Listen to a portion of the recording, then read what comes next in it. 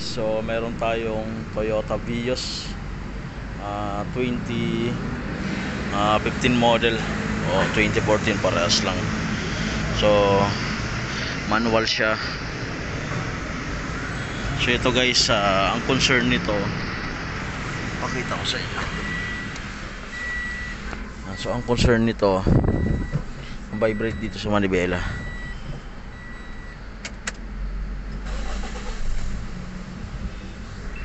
Yan. Kung mapapansin nyo guys, ito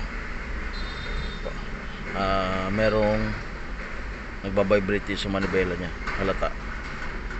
So na-check na natin to. Okay pa naman yung transmission support. So basag na yung engine support nya sa kanan. Kaya ngayon na magpapalit tayo nun. Patayin muna natin.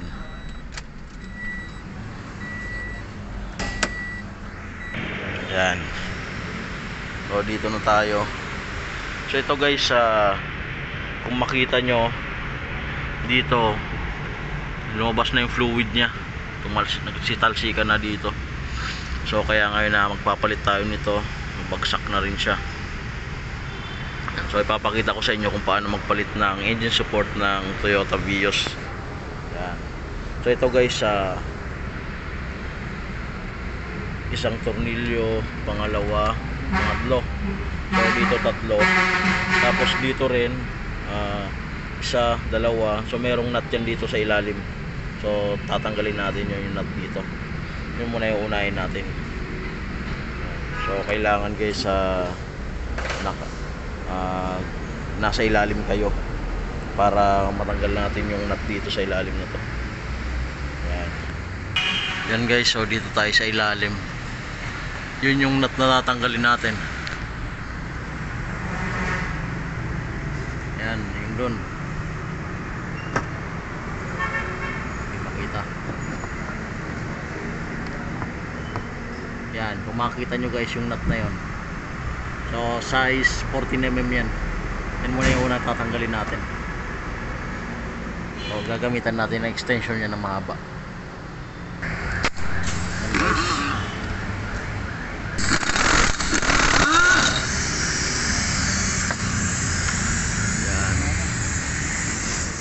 Yan. Ito guys.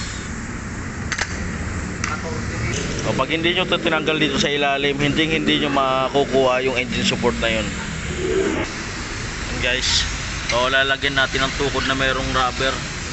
So kung wala namang lifter,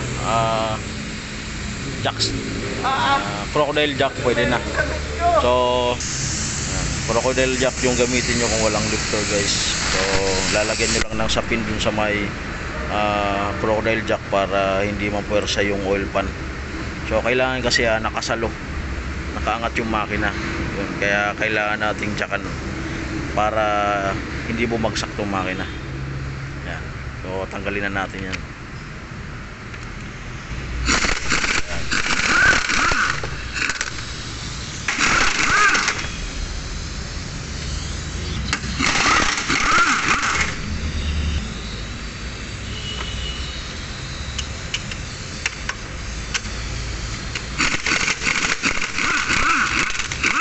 Kung makita nyo guys, merong salo yung makina, hindi na siya gumalaw.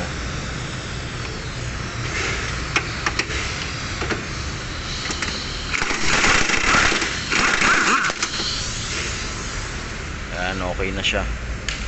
So natanggal na natin yung mga tornilyo. Bubunutin na lang yan guys.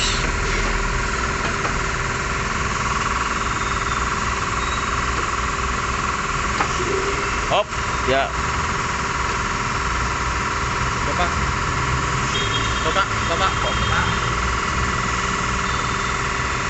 Hop. Yan.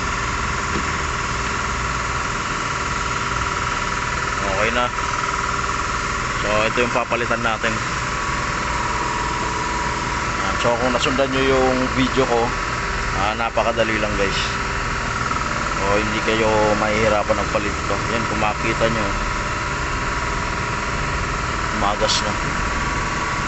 Kaya ngayon yung vibration ng makina na absorb ng body, kaya nga nagkakaroon ng vibration sa manibela. So papalitan na natin ng bago guys. So nandito na yung bagong support natin. So ito guys, nilipat na lang dito sa bagong support natin. So may tornilyo lang naman yun doon sa baba, 14mm.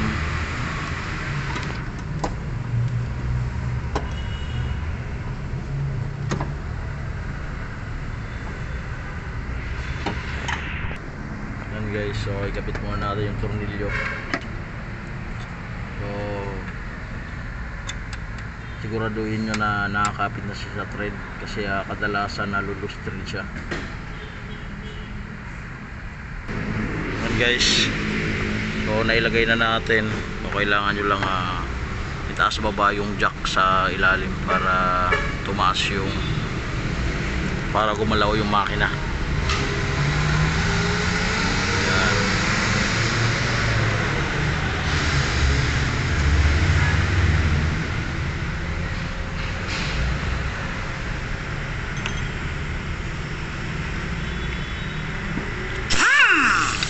So higpitan na lang lahat guys.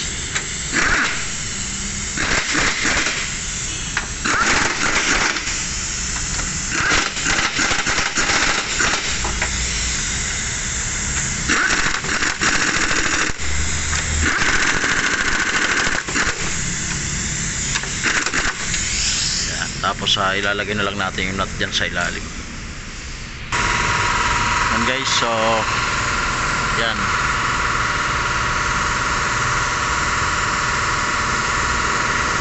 Nandun na. Oo, ihigpitan na lang.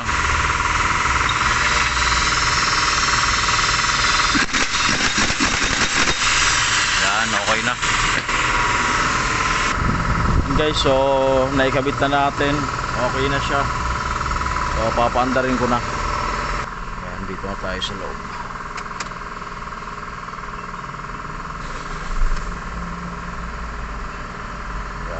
Maandar na siya. Okay, so mas gumanda yung manibela niya, nawala yung vibration. Okay na. Sara natin.